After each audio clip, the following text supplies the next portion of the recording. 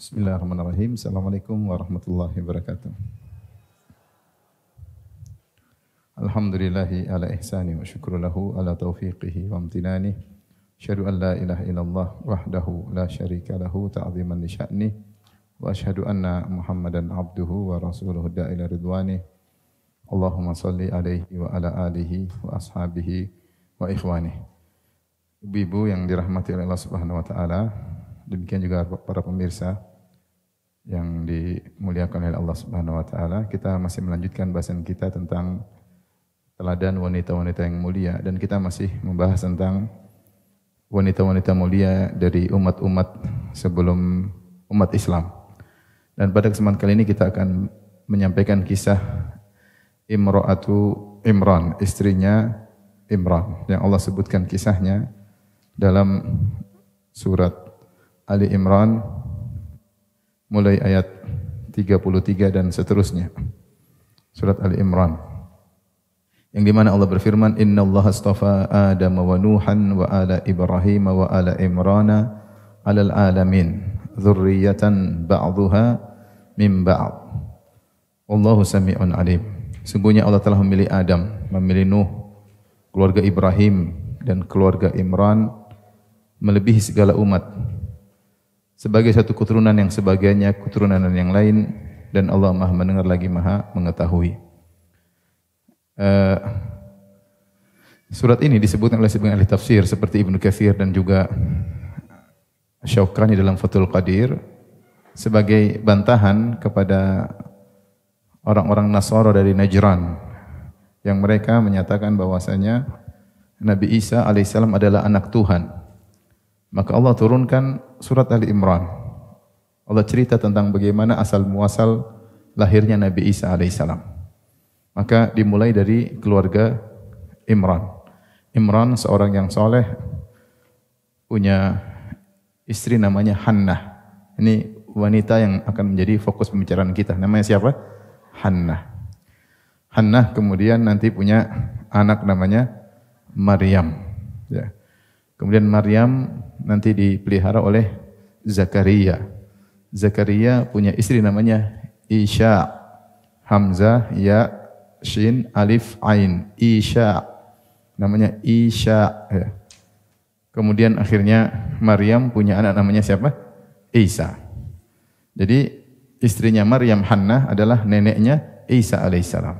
Dan Imran adalah kakeknya Isa alaihissalam. Maka Allah jelaskan bahwasanya Nabi Isa adalah anak seorang wanita, seorang manusia yang punya ibu, punya nenek, punya kakek, dan dia bukan anak Tuhan. Dia bukan anak Tuhan.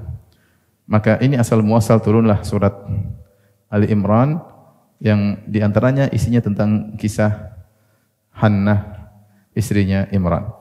Baik, kita bacakan ayatnya tadi. Sungguhnya Allah, Innallaha astafa Adam, Allah memilih Nabi Adam, yaitu Allah muliakan Nabi Adam alaihissalam dengan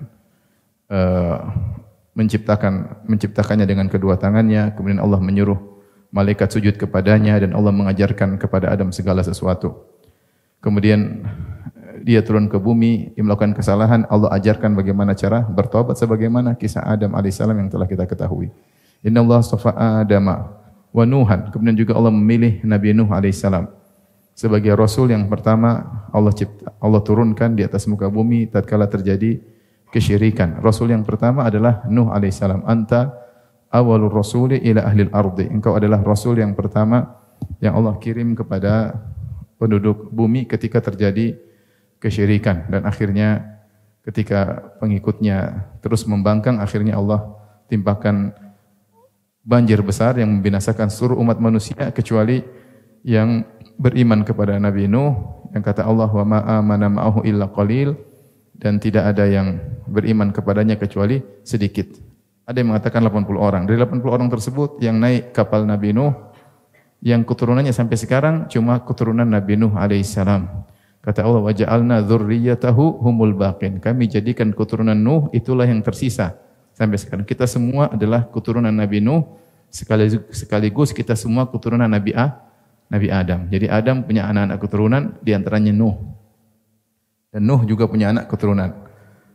Maka semua manusia binasa ketika itu kecuali Nuh dan orang-orang yang beriman.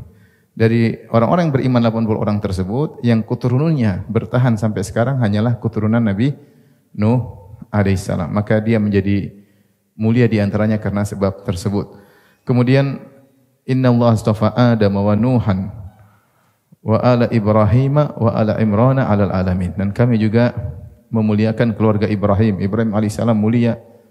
Keluarganya Ibrahim mulia, sangat mulia. Kemudian istrinya ada Sarah, ada Hajar, keturunannya mulia. Kemudian setelah itu Allah mengatakan wa ala Imran, dan kami milih atau kami muliakan siapa? Ala Imran, keluarga Imran. Karena ini keluarga yang penuh berkah. Keluarga ini penuh berkah. Imran orang soleh, istrinya Hannah orang soleh, anak mereka Maryam, cucu mereka Nabi Isa alaihissalam.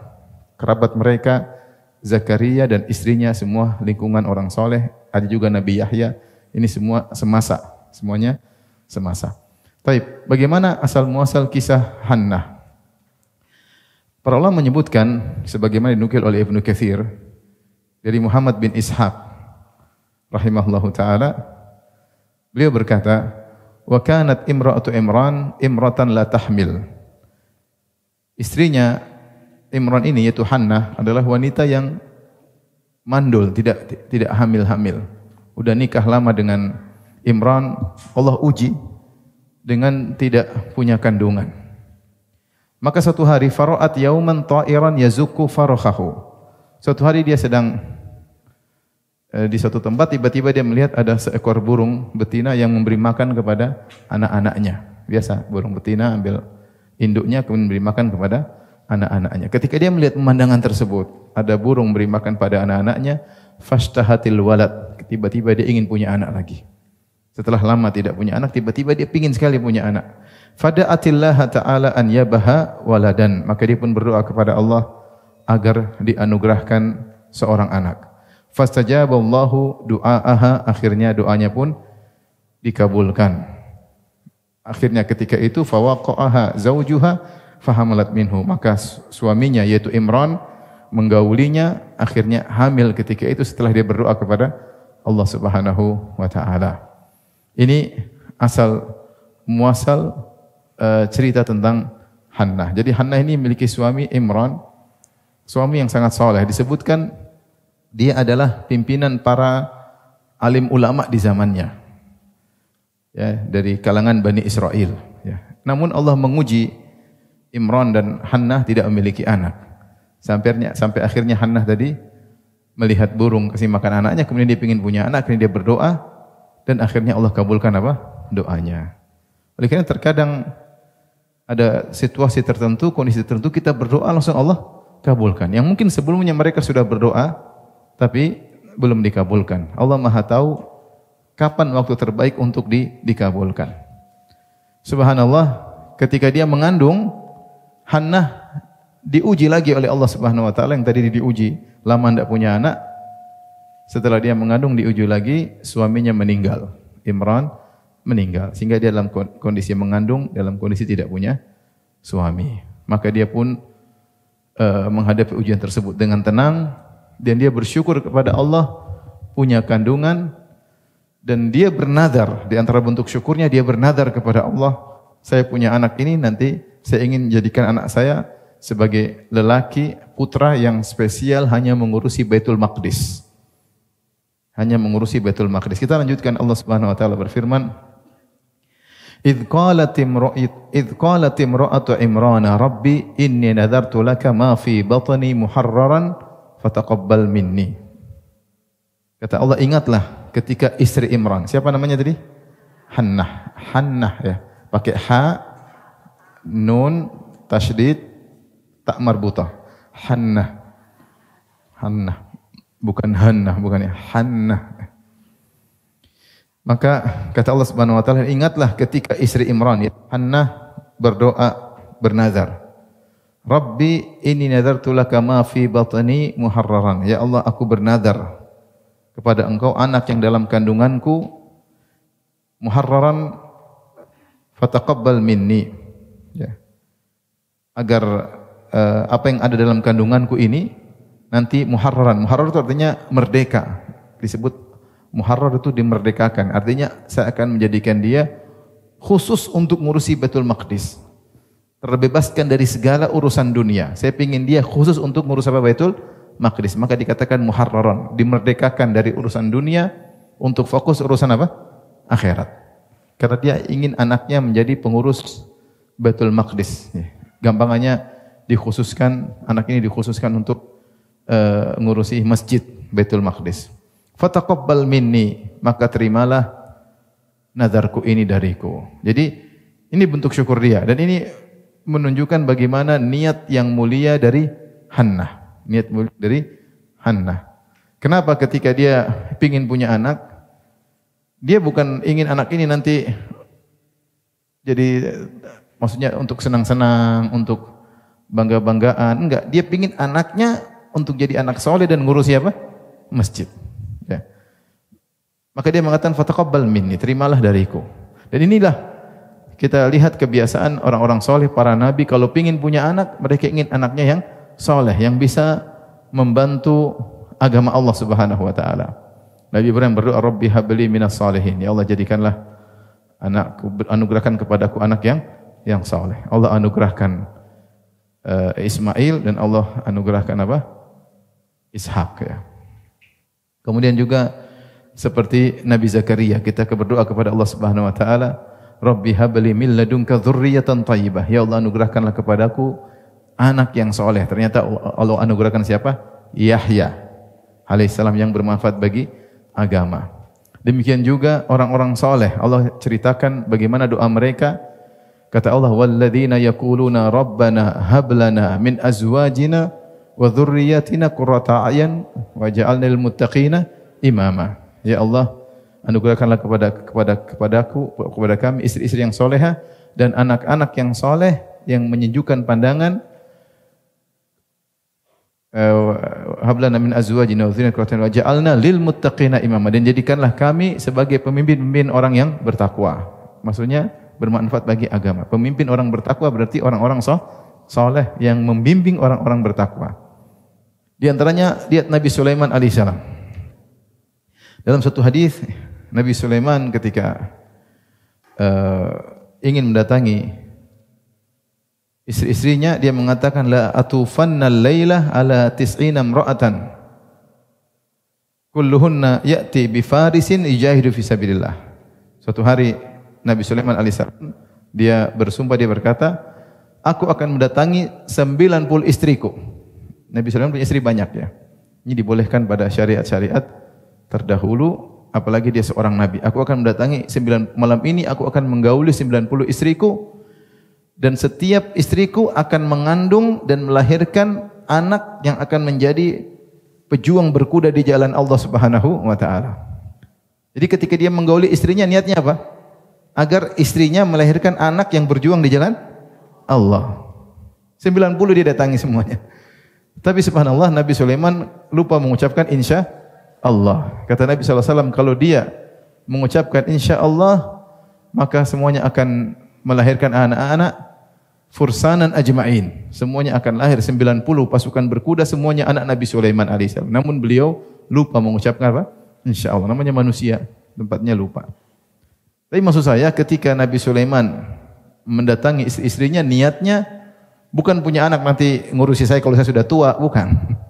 Bukan saya punya anak saya suruh kerja nanti ngurusin saya. Bukan untuk saya senang-senang, untuk saya jalan-jalan, enggak. Tapi niatnya agar anak ini bisa berjuang di jalan apa? Allah. Dan demikian juga kita, kalau kita mendatangi istri atau kita didatangi oleh suami, kita niatkan kita punya anak yang soleh, yang berjuang di jalan Allah Subhanahu wa taala. Kalau dia soleh, insya Allah dia akan berbakti. Itu sudah otomatis. Dia soleh, dia akan berbakti, dia akan ngurusi orang tuanya, dia tidak akan menyakiti hati orang tuanya, dia tidak akan membuat ibunya menangis, dia tidak akan membuat ayahnya menangis, ya. Itu otomatis. Tapi lihatlah bagaimana Maryam, dia tidak punya anak yang lain. Dia baru mengandung, baru sekali mengandung. Sekali mengandung juga suaminya meninggal. Tentu dia pingin punya teman dalam kehidupan. Dia pingin. Tapi ternyata semuanya dia abaikan, dia karena Allah Subhanahu wa taala.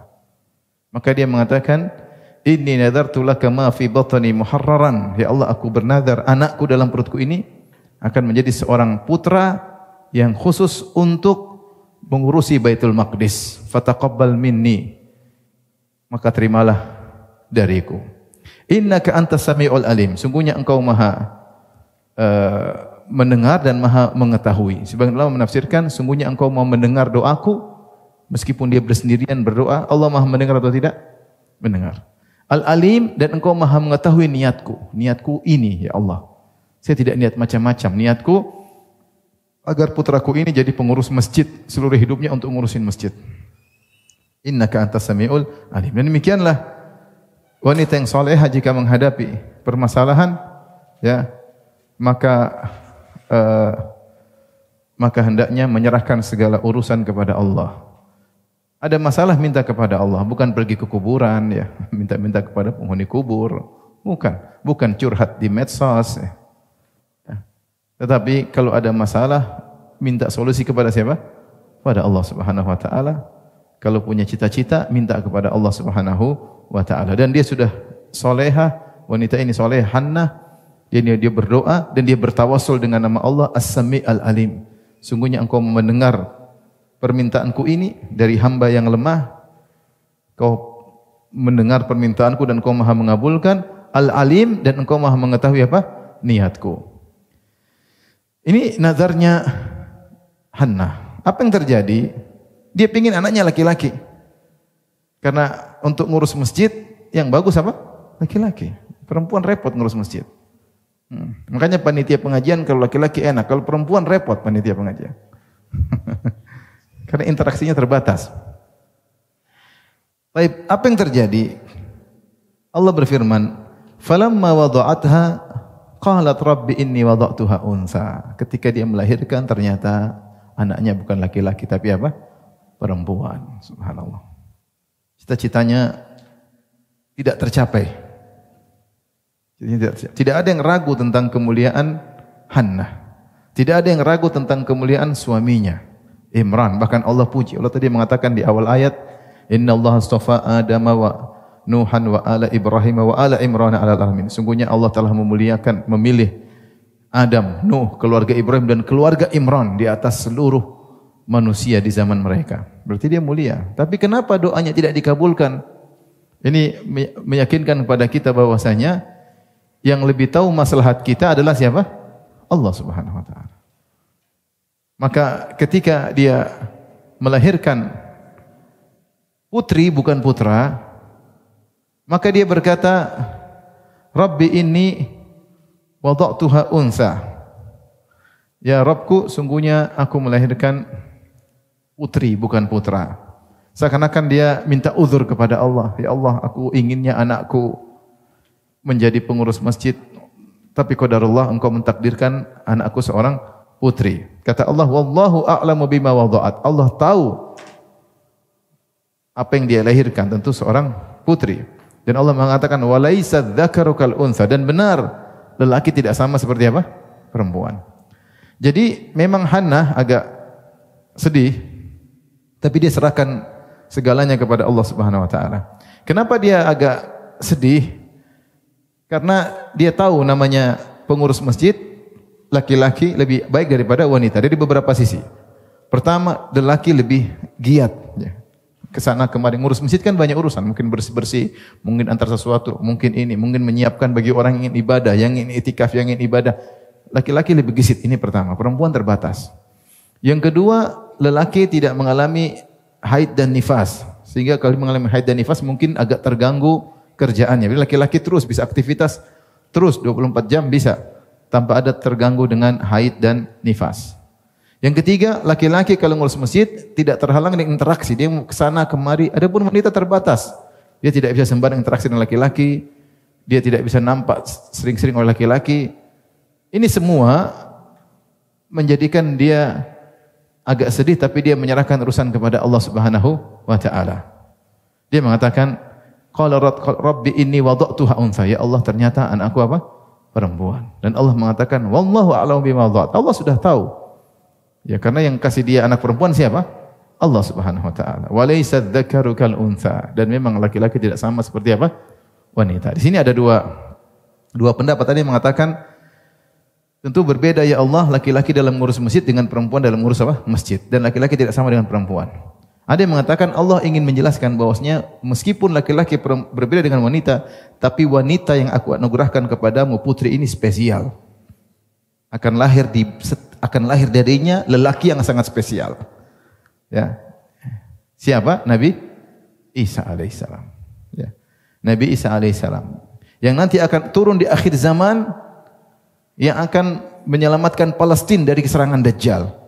Bukan cuma berkhidmat kepada Baitul Maqdis, bahkan menyelamatkan Palestina secara keseluruhan dari siapa?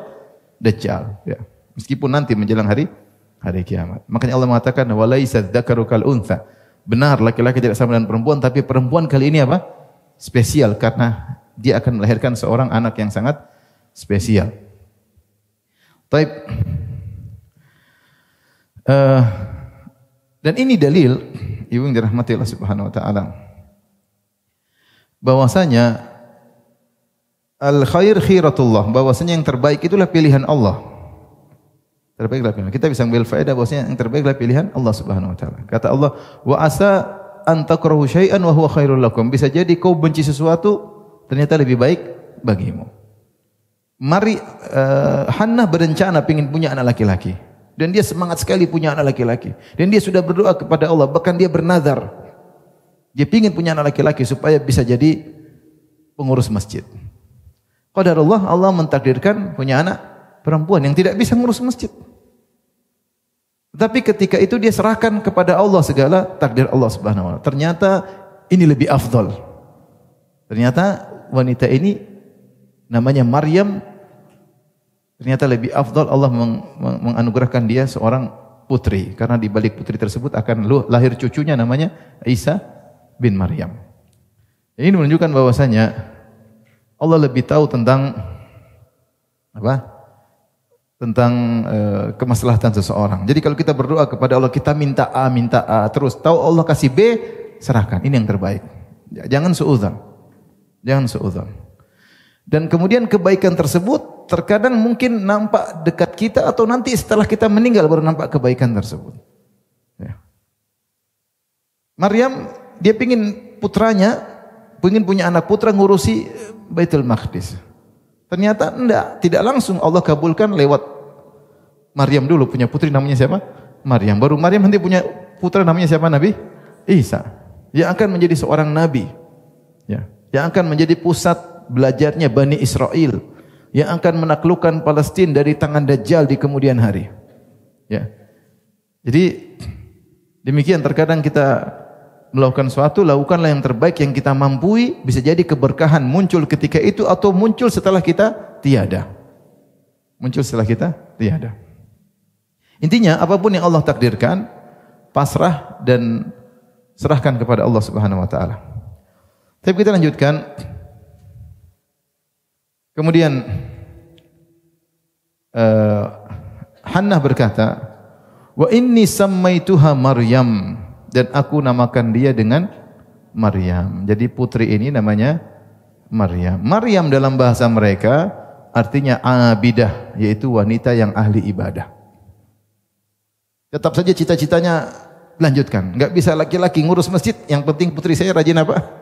Ibadah. Ya. Ini menunjukkan bahwasanya nama punya pengaruh. Nama punya apa? Pengaruh dalam karena nama itu seperti kita memanggil kita berharap dia seperti nama yang kita namakan kepada anak ya. Inni sammaituha Maryam, aku namakan dia dengan Maryam, artinya wanita yang rajin ibadah dan benar-benar Maryam adalah wanita yang sangat-sangat rajin beribadah. Ini dalil bahwasanya kalau seorang punya anak, dia boleh menamakan anaknya di hari kelahiran langsung, hari pertama. Ya, sebagaimana dilakukan oleh Hannah menamakan putrinya Maryam, begitu melahirkan dia namakan apa? Maryam. Sebagaimana Nabi Muhammad SAW ketika lahir Ibrahim, dia mengatakan sammaituhu bismi abi, aku namakan putraku dengan nama bapakku, nama nenek moyangku itu Ibrahim. Ketika anak Nabi dari Maria namanya Ibrahim lahir, Rasulullah namakan dengan apa? Ibrahim pada hari pertama. Demikian juga hadis ketika Anas bin Malik radhiyallahu anhu membawakan adik tirinya ketika baru lahir dari pernikahan Ummu Sulaim dengan Abu Talha, maka Anas membawa adik tirinya, kemudian Rasulullah SAW menamakannya Abdullah di hari kelahirannya. Demikian juga ada seorang sahabat kelahiran anaknya, kemudian dia namakan dengan Al-Qasim. Maka para sahabat negur, jangan namakan anakmu Al-Qasim. Karena kalau anakmu dinamakan Al-Qasim, kami akan panggil kunyahmu Abul Qasim. Padahal yang terkenal kunyahnya Abul Qasim itu Rasulullah sallallahu alaihi wasallam. Akhirnya dia datang kepada Nabi dan Nabi suruh ganti namanya dengan Abdurrahman. Itu juga hari pertama. Ini semua dalil menunjukkan bahwasanya disunnahkan seorang menamakan anaknya pada hari pertama. Datang dalam hadis yang lain juga, hadis aqiqah, yuthbahu anhu yauma sabi'ihi wa yuhlaq wa yusamma. Kalau anak melahirkan maka disembelih akikah pada hari ketujuh dan dicukur rambutnya dan dinamakan. Ada hadis menunjukkan bahwasanya dinamakan juga pada hari ketujuh. Sebenarnya mengatakan bahwasanya boleh dua-duanya. Boleh hari pertama, boleh hari ketujuh. Dan hari kapan saja juga boleh. Tapi sunnah yang ditekankan hari pertama sama hari ketujuh. Biasanya kalau wanita hamil sudah, apalagi sudah di USG, sudah dinamakan mungkin sebelum melahirkan. Karena sekarang sudah USG, laki-laki atau perempuan sudah dinamakan sebelum apa? Melahirkan. Tapi hari pertama dinamakan juga oke, karena itu sunnah Nabi sallallahu alaihi wasallam. Maka dinamakan inni sammaituha Maryam, dan aku menamakan putriku ini dengan Maryam. Wa inni u'idzuha bika wa dzurriyyataha minasyaitonir rajim. Dan aku memohon kepada Engkau ya Allah untuk melindunginya. Aku mohon perlindungan untuknya serta keturunannya dari godaan syaitan yang terkutuk. Boleh di sini, kalau turun sebelah sini. Boleh sebelah. Ya.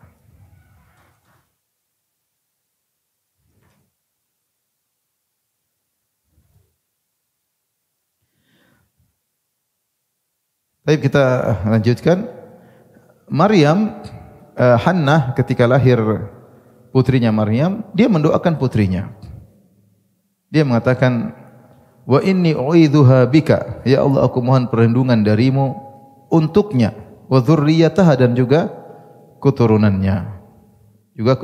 Minasyaitonir rajim, dari gangguan syaitan yang terkutuk. Ini menunjukkan pentingnya doa orang tua terhadap anaknya. Ya.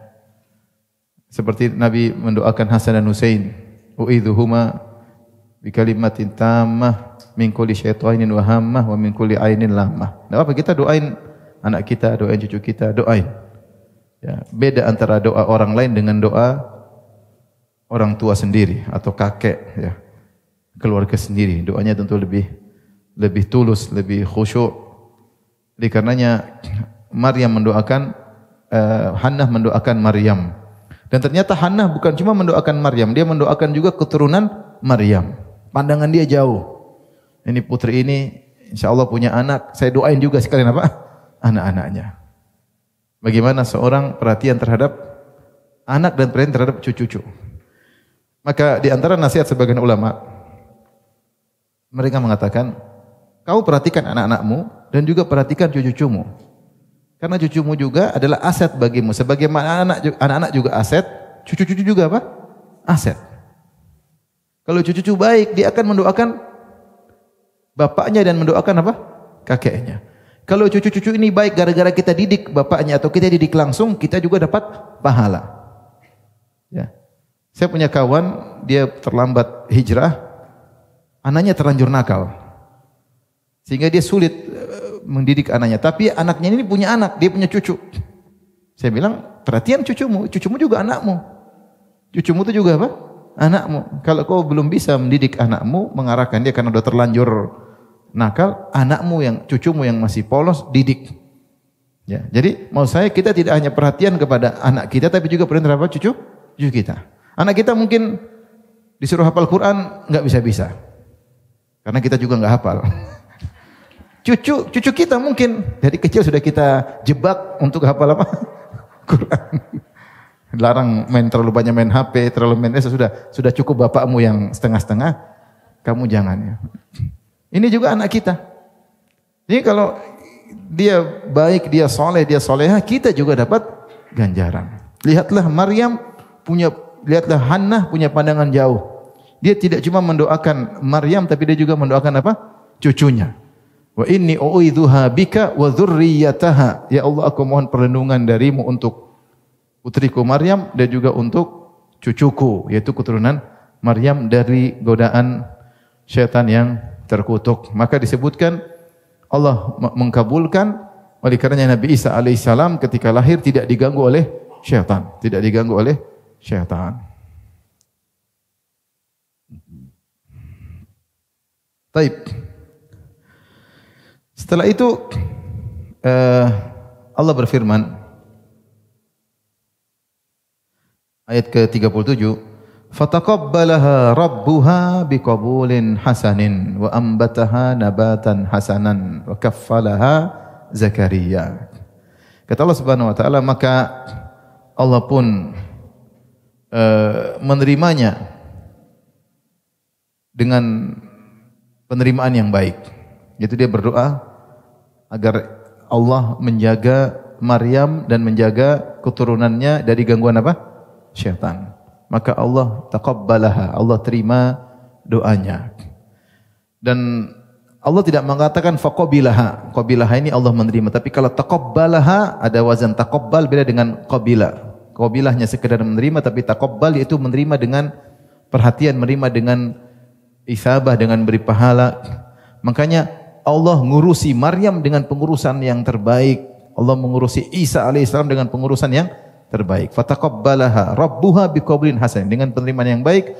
Wa ambataha nabatan hasanan, maka Allah tumbuhkan Maryam dengan penumbuhan yang baik. Sebenarnya ambata itu seperti menumbuhkan tumbuhan, menumbuhkan pohon. Tapi di sini Allah menggunakan ambata untuk Maryam, manusia. Fa ambataha, Allah tumbuhkan Maryam. Sebenarnya Allah mengatakan untuk menjelaskan sebagaimana seorang yang sedang merawat sebuah pohon, maka dia akan perhatian, dia sirami, kalau ada hama dia hilangkan, kalau ada gangguan dia bersihkan. Demikianlah Allah akan mengurusi Maryam, menjaganya dengan benar penjagaan. Kalau ada yang menggoda, yang mengganggu, akan dijauhkan oleh Allah Subhanahu wa taala. Semua ini karena berkat ibunya yang salehah, Hannah. Dan bapaknya yang soleh, siapa? Imran. Ya. Dan demikian terkadang orang soleh, seperti disebutkan oleh sebagian salaf, seorang soleh kalau berdoa sekali saja dia dikabulkan oleh Allah Subhanahu wa taala. Nah, kalau kita yang kurang-kurang soleh ini doanya ulang-ulang ya. Doanya ulang-ulang, yang putus asa. Doa terus, doa terus, doa terus, doa terus. Mungkin orang soleh doa sekali dikabulkan, kita 1000 kali enggak apa-apa, 100 kali, 10 kali, doa terus, jangan putus asa. Dan husnudzon Allah akan kabulkan suatu saat, cepat atau lambat, dengan cara Allah Subhanahu wa taala. Apakah dengan yang kita inginkan atau dengan opsi yang lain yang Allah lebih tahu? Atau dengan opsi lain yang Allah lebih tahu. Kalaupun tidak dikabulkan seluruhnya, Allah akan kabulkan di akhirat dengan yang lebih afdal, lebih baik. Maka tidak ada salah kita berdoa kepada Allah Subhanahu wa taala, tidak ada ruginya berdoa kepada Allah. Siapa yang diilhamkan angkat tangan minta kepada Allah, sungguhnya pasti dikabulkan. Cuma pengkabulannya sesuai dengan kehendak siapa? Allah. Kapan dikabulkannya Allah lebih tahu, dan bagaimana bentuk pengkabulannya Allah lebih tahu. Lihatlah Maryam, mungkin dia sudah berdoa sebelumnya karena dia tidak punya anak. Tapi suatu saat dia berdoa, Allah kabulkan. Ternyata Allah kabulkan dengan cara Allah, bukan anak perempuan, bukan anak laki-laki, tapi anak apa? Perempuan. Dan semua ada hikmah di balik itu. Dan di antara bentuk perhatian Allah kepada Maryam, kata Allah, kaffalaha wa kaffalaha Zakaria. Maka Allah menjadikan Zakaria yang mengurusi Maryam. Di sini ada dua pendapat di kalangan para ulama, atau ada dua tafsiran, dua penjelasan tentang wa kaffalaha Zakaria. Maka Zakaria yang mengurusi Maryam. Disebutkan bahwasanya ya Pak, wa ma kunta ladaihim idh yulquna aqlamahum ayyuhum yakfulu Maryam wa ma kunta ladaihim idh yahtasimun. Karena Imran sudah meninggal dunia, maka murid-muridnya Imran, orang-orang soleh pada ingin ngurusi Maryam.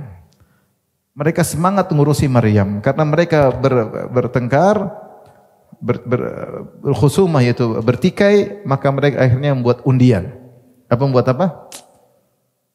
Kalau terus keluar itu namanya undian ya? Undian kan? Undian ya. Maka tapi mereka dengan melemparkan pena. Ayyuhum ma kunta lahum idh yulquna aqlamahum ayyuhum yakfulu Maryam. Tatkala mereka melemparkan pena-pena mereka, maka pena siapa yang keluar disebutkan, bukan pena alat tulis. Mungkin alat tulis dulu besar, ditaruh tinta untuk nulis. Maka orang-orang alim ini pun melemparkan pena-pena mereka di sungai. Ternyata yang keluar penanya Zakaria. Maka Zakaria yang mengurus apa? Maryam. Ada pendapat menyebutkan memang Zakaria sebagai penanggung jawab Maryam. Karena Maryam tidak punya bapak. Imran sudah meninggal dunia. Tetapi Maryam tetap diurusin oleh Hannah sebagai anak yatimah, wanita yang putri yatim. Diurusin oleh Hannah, tapi kalau ada apa-apa yang ngurusin siapa? Zakaria. Sampai akhirnya mereka ditimpa dengan musim kemarau yang panjang. Musim kemarau yang panjang, musim kesulitan. Maka ketika itu Maryam sudah mulai tumbuh, akhirnya Maryam tinggal di rumah Zakaria. Siapakah Zakaria ini alaihissalam? Zakaria alaihissalam punya hubungan kekerabatan dengan Maryam. Di mana istrinya Zakaria yang namanya Isha, namanya siapa? Isha. Dia bersaudara dengan Hannah. Jadi Isha ini saudarinya siapa? Hannah. Dua pendapat. Ada yang mengatakan Isha ini adalah saudarinya Hannah. Ada yang mengatakan Isha ini kakaknya Maryam yang lahir sebelumnya. Jadi Hannah tidak mandul. Namun pendapat yang lebih kuat wallahu alam bisawab bahwasanya Isha ini bukan saudarinya Maryam, tapi dia saudarinya siapa? Hannah. Jadi Isha ini bibinya Maryam. Bibinya Maryam. Dan dalam Sahih Al-Bukhari ketika Rasulullah SAW sedang Isra Mi'raj, Rasulullah SAW naik ke langit. Langit pertama, langit kedua, langit ketiga, dan seterusnya sampai ketemu Nabi Musa, ketemu Nabi Ibrahim. Ketika Nabi sampai ke langit kedua, tiba-tiba ada Nabi Isa dan Yahya alaihi wassalam. Nabi Isa dan Yahya alaihi wassalam. Maka dikatakan, Nabi berkata, wahuma ibna al-khalah. Dan kedua Nabi ini adalah sama-sama anak-anak bibi. Jadi ibunya Yahya adalah bibinya Isa dan ibunya Isa adalah bibinya apa? Yahya. Yang mengambil zahir hadis ini, saya ulangi, kata Nabi, huma ibna al-khalah. Dua Nabi ini, Nabi Yahya dan Nabi Isa adalah sepupu-sepupuan. Ibu-ibu mereka adalah bibi bagi salah satunya. Paham? Saya ulangi. Jadi bibinya Nabi Isa, ini Yahya. Bibinya Nabi Isa adalah ibunya Yahya. Dan bibinya Yahya adalah ibunya siapa? Nabi Isa. Zahir hadis ini berarti ibunya Nabi Isa dan ibunya Yahya bersaudari. Ibunya Nabi Isa siapa? Maryam. Ibunya Nabi Yahya siapa? Isha. Ibunya Zakaria, ibunya Yahya siapa? Isha. Ibunya Isa, Maryam. Zahirnya mereka adik kandung, kakak beradik. Namun ini dibantah oleh sebagian ulama, yang benar bukan demikian. Yang benar bahwasanya Isha ini ibunya Yahya bukan saudarinya Maryam, tapi dia bibinya Maryam. Bibinya Maryam karena dia saudarinya Hannah. Paham? Karena ibunya Maryam siapa? Hannah. Hannah yang bersaudari sama Isha. Dan kalau Isha adalah bibinya Maryam, maka otomatis dia juga bibinya Isa. Karena dia bibinya ibunya, ya bibinya dia juga. Paham? Paham atau tidak? Saya ulangi lagi. Paham ya? Saya ulangi. Ini Nabi Isa. Ini Nabi Yahya. Nabi Isa ibunya siapa? Hannah. Nabi Yahya ibunya siapa? Isha. Apakah Isha bersaudara dengan Hannah? Yang benar tidak. Apakah Isha bersaudara dengan Maryam? Yang benar apa? Tidak. Yang benar Isha ini derajat di atas lagi. Saudaranya siapa? Hannah. Sehingga Isha adalah bibinya Maryam. Kalau Isha bibinya Maryam berarti dia juga bibinya Nabi Isa. Sehingga benarlah sabda Nabi, wahuma ibnal khalah, dua-duanya adalah ibu satunya, bibi bagi yang lainnya, itu benar. Benarlah Maryam punya hubungan sama bibinya Yahya, dan Isa bibinya siapa? Aisyah. Intinya ini pendapat khilaf di kalangan para ulama. Taib. Dan kalau Isya adalah bibinya Maryam, maka dia yang lebih utama untuk mengurusi Maryam. Dalam suatu hadis kata Rasulullah SAW, al-khalatu bimanzilatil sungguhnya bibi itu kedudukannya seperti ibu. Kita ini punya tante dari dua sisi. Kalau tante dari bapak namanya ammah. Bapak punya adik perempuan, bapak punya kakak perempuan namanya ammah. Kalau tante dari ibu namanya khalah. Tante dari ibu namanya khalah. Dan tante dari ibu punya kedudukan spesial. Kata Rasulullah SAW, al-khalatu bimanzilatil Tante dari ibu atau saudarinya ibu itu kedudukannya seperti ibu.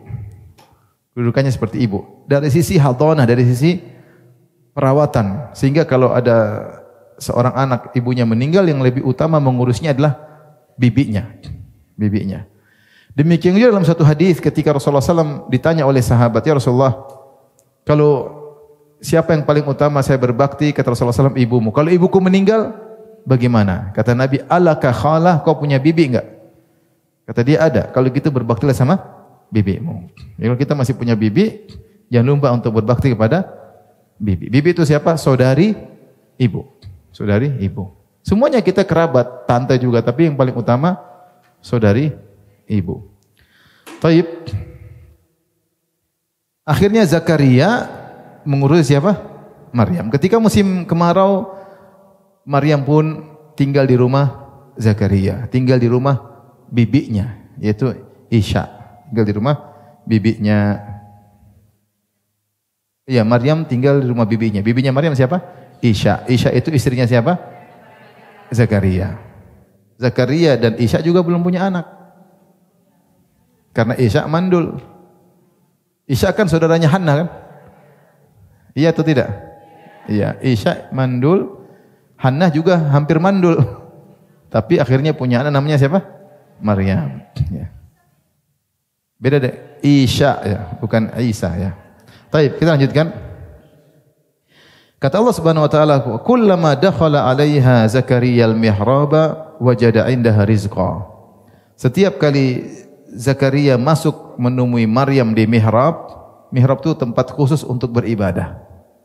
Jadi rumah Zakaria dibuat semacam tempat khusus untuk Maryam beribadah. Karena dia namanya Maryam. Maryam tadi namanya apa? Ahli ibadah. Bahasa mereka artinya abidah. Suka beribadah. Wajada indaha rizqa. Tahu-tahu Zakaria melihat kok ada makanan sama Maryam. Dia heran dan makanan ini menakjubkan. Kenapa menakjubkan? Karena makanan tersebut disebut oleh para ulama buah-buah yang hanya tumbuh di musim dingin. Kok ada di musim panas? Dua keajaiban. Keajaiban pertama, tidak ada yang ngantarin makanan tersebut karena memang enggak ada. Yang kedua, makanan tersebut hanya harusnya buah-buah yang tumbuh di musim apa? Dingin. Sementara sekarang musim panas. Maka Zakaria heran. Zakaria berkata, "Anna laki hadza? Dari mana kau makanan ini?" Karena dua hal yang aneh. Makanannya hanya tumbuh di musim dingin sementara sekarang musim apa? Panas. Yang kedua, siapa yang nganterin? Karena dalam rumah Maryam terjaga, dalam rumah tahu-tahu ada makanan. Maka Maryam menjawab, qalat huwa min indillah. Semua ini dari Allah. Ini karamah. Karamahnya para wali ya.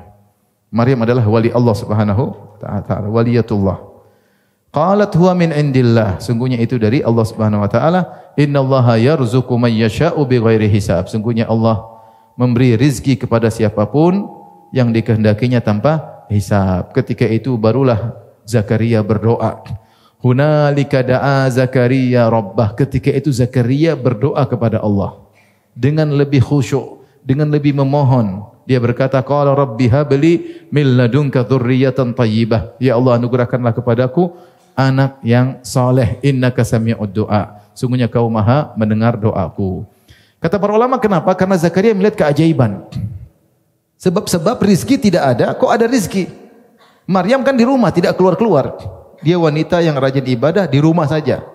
Tidak keluar-keluar. Tapi kok ada rizki yang bisa datang tanpa dia berusaha, tanpa dia pergi keluar. Karena dia memang sedang di rumah. Tahu-tahu ada rizki yang bisa muncul tanpa ada yang diusahakan. Maksud saya, paham ya? Kok bisa ada rizki tanpa usaha? Karena ini karamah. Karena Maryam memang tidak bisa berusaha. Karena dia memang cuma dalam apa? Rumah. Maka ketika itu Zakaria berdoa kepada Allah. Karena sebab-sebab punya anak sudah enggak ada. Istrinya mandul dan dia sudah sangat tua. Tapi karena dia melihat keajaiban tersebut, dia berdoa. Maka Allah ceritakan dalam surat Maryam, ya. Dzikru rahmati rabbika 'abdahu Zakaria idz nada rabbahu nidaan khafiyya. Qala rabbi inni wahana al-'azmu minni washta'ala ar-ra'su shayba wa lam akun bidu'aika rabbi shaqiyya wa inni khiftu al-mawaliya min wara'i wa kanat imra'ati 'aqira fahab li min ladunka waliyya. Ya Allah, aku sudah sangat tua, rambutku sudah putih semua, enggak ada hitam-hitam semua apa? Putih. Tulangku sudah lemah, istriku mandul. Tapi saya ingin punya anak. Secara sebab sudah enggak ada. Secara sebab sudah enggak ada. Istrinya mandul, dia sudah sangat tua. Allah kabulkan enggak? Allah kabulkan. Sebagaimana Allah bisa berikan rizki kepada Maryam tanpa ada sebab yang jelas, Allah juga bisa beri anak kepada Zakaria tanpa sebab yang jelas. Ya, tanpa sebab yang jelas. Akhirnya punya anak namanya Yahya. Itulah kisah lahirnya Nabi Yahya. Nah, disinilah Allah ketika membantah orang-orang Nasara di Najran yang mengatakan bahwasanya Nabi Isa anak Tuhan, ya, buktinya dia lahir tanpa bapak, maka Allah sebutkan mukjizat secara perlahan. Jadi Hannah yang berdoa sudah lama tidak punya anak, tiba-tiba punya anak. Maryam yang hanya di rumah karena enggak boleh keluar ke sana kemari, tiba-tiba bisa datang apa? Rezeki. Naik lagi mukjizat berikutnya. Zakaria ada suami, ada istri, ada bapak, ada mama. Tapi istrinya mandul, dia sudah tua. Ternyata bisa punya anak. Kemudian yang lebih hebat lagi, Maryam tanpa bapak punya anak. Dan itu hal yang biasa. Bukan menunjukkan Isa sebagai anak Tuhan. Sebagaimana Adam lahir tanpa bapak, tanpa ibu. Sebagaimana Hawa muncul dari Adam tanpa ada bapak ibu. Tapi intinya, demikianlah akhirnya Zakaria pun dianugerahi oleh Allah Subhanahu wa taala Yahya, ya. Baik. Sampai di sini selesailah kisah Hannah, ya. Insyaallah nanti kita lanjutkan kisah Maryam pada kesempatan berikutnya. Beberapa faedah yang bisa kita petik kembali, ya.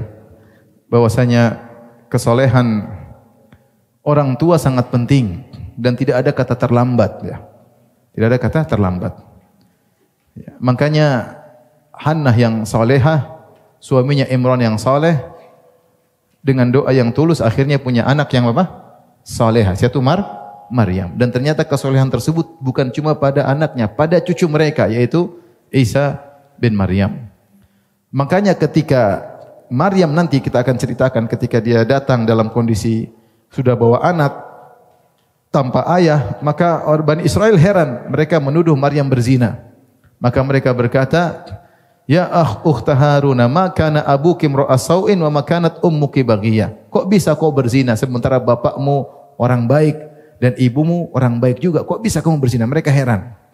Yang benar Maryam tidak berzina. Tapi maksudnya mereka tahu bahwasanya Imran orang saleh dan Hannah wanita apa? Salehah. Makanya ketika Imran meninggal, mereka rebut-rebutan untuk ngurusi Maryam. Dan ingat dalam surat Al-Kahfi kata Allah, wa kana abuhuma salihah. Allah menjaga cucu yang ketujuh gara-gara kakek mereka dahulu saleh. Maka saya ingatkan kepada bapak dan ibu-ibu, para pemirsa yang dirahmati Allah Subhanahu wa taala, terutama ibu-ibu, jadilah ibu-ibu yang salehah. Percumalah kita ini rame teman, kita tersohor, kita tenar, kita punya duit banyak, tapi anak kita enggak beres. Percuma. Di antara sebabnya karena kita sendiri tidak beres. Kita introspeksi diri. Saya bilang tidak ada kata terlambat. Ada progres. Maka saya harap ibu-ibu yang ngaji mulailah merubah, ya. Ibu udah pada tua ibu-ibu, ya. Ntar lagi tewas juga, nggak tahu kapan ya. Udah ibu pada tua. Ya. Mungkin di sini saya termasuk paling muda, mungkin ya, Allah alam ya. Ibu-ibu udahlah, mau ngapain lagi udah. Ibu udah punya suami, udah punya anak, fokus sekarang ngurus apa?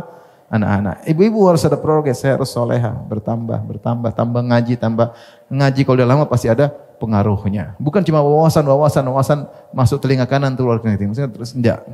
Kita niatkan punya progres. Dan akan nampak pengaruhnya pada anak keturunan kita. Kalau bukan sama anak kita, sama cucu kita insyaallah taala. Maka harus ada progres ibu-ibu ya. Jangan selalu perhatian sama penampilan zahir terus. Batin juga harus kita perbaiki. Lihatlah bagaimana Hannah punya anak yang salehah. Kemudian juga sudah kita jelaskan bagaimana kesabaran Hannah dalam kondisi hamil sendirian, suaminya meninggal dunia. Tapi tekadnya luar biasa, ingin punya anak yang soleh. Ya, akhirnya dia berdoa, bernadar agar anaknya jadi pengurus Masjidil Aqsa. Meskipun Allah kabulkan dengan cara yang lain. Maka kita husnudzon kepada Allah Subhanahu wa taala ya. Bahwasanya Allah itu Maha mendengar. Kalau seorang mengungkapkan doanya dengan tulus, Allah Maha tahu isi hati kita. Berdoa tulus, Allah Maha tahu. Benar-benar kita minta, innaka antas samiul alim. Yakin, ya Allah Engkau Maha mendengar doaku dan Engkau Maha mengetahui apa? Niatku. Ya. Dan jangan lupa tadi sudah kita sebutkan untuk doain anak. Seorang ibu yang solehah sering mendoakan apa? Anaknya. Jangan lupa sisipkan doa ketika kita sholat, ketika kita sujud. Sebelum salam kita berdoa. Ini dua tempat yang sangat spesial dalam berdoa. Tempat yang pertama adalah kita ketika sujud. Dan Rasulullah mengatakan, aqrabu ma yakunul abdu min rabbih wa huwa sajid. Kedudukan orang paling dekat dengan Allah ketika sedang apa? Sujud. Karena ketika dia sedang sujud, segala kesombongannya hilang. Dan dia mengatakan subhana rabbiyal a'la. Maha suci Allah yang maha tinggi. Dia mengakui ketinggian Allah dan dia tahu dia sangat rendah. Dia meletakkan bagian tubuhnya yang paling mulia, kepalanya, kemudian dia minta kepada Allah, dia berbisik-bisik dan Allah Maha mendengar. Ini makanya kata Rasulullah SAW, fa'aksiru fihi ad-du'a, maka perbanyaklah doa. Ibu-ibu lagi sholat di rumah, jangan cepat-cepat sholatnya. Berdoa. Terserah sujud yang mana saja, sujud rakaat pertama, rakaat kedua, rakaat ketiga, terserah. Tidak harus sujud terakhir. Tidak dikhususkan dengan sujud apa? Terakhir. Kapan saja ingin berdoa, segera berdoa. Ini tempat pertama yang dianjurkan doa. Ini jangan lupa sisipkan doa untuk anak. Anak adalah aset kita yang terbaik. Kemudian yang kedua ketika sebelum salam. Kata Allah, kata Nabi SAW, فَلْيَتَخَيَّرْ مِنَ الدُّعَاءِ مَا شَاءَ. Pilihlah doa yang dia sukai. Kenapa ini tempat mulia? Karena ini penghujung dari ibadah kita. Kita sudah sholat rakaat pertama, rakaat kedua, rakaat ketiga, rakaat keempat. Ini semua pembukaan. Kemudian kita sudah tasyahud, kita memuji Allah, at-tahiyatu lillah, kita memuji Allah. Kemudian kita bersolawat kepada Nabi. Kita bersolawat dan salam. Assalamualaikum ayuhan Nabi warahmatullahi wabarakatuh. Kemudian kita mengatakan Allahumma salli ala Muhammad wa ala ali Muhammad. Adab doa sudah terkumpulkan. Apa adab doa? Memuji Allah, bersolawat kepada Nabi. Semuanya tinggal doa sebelum penutup. Maka ini tempat paling utama untuk apa? Berdoa. Jangan lupa ketika kita bertasyahud sebelum salam kita mendoakan orang tua, mendoakan juga anak-anak. Sungguh anak-anak sangat membutuhkan doa kita. Sungguh membutuhkan doa kita. Baik, mungkin ini saja yang bisa sampaikan pada hadirat dan para muslimin rahmatillah subhanahu wa taala. Kalau ada yang bertanya, saya persilakan. Wallahu taala alam bisawab. Insyaallah pertemuan berikutnya kita bahas tentang Maryam, Tadi sedikit sudah saya singgung, tentu ceritanya masih panjang. Wallahu alam bisawab. Baik, demikian saja. Subhanakallah bihamdik asyhadu an la ilaha illa anta astaghfiruka wa atubu ilaik. Assalamualaikum.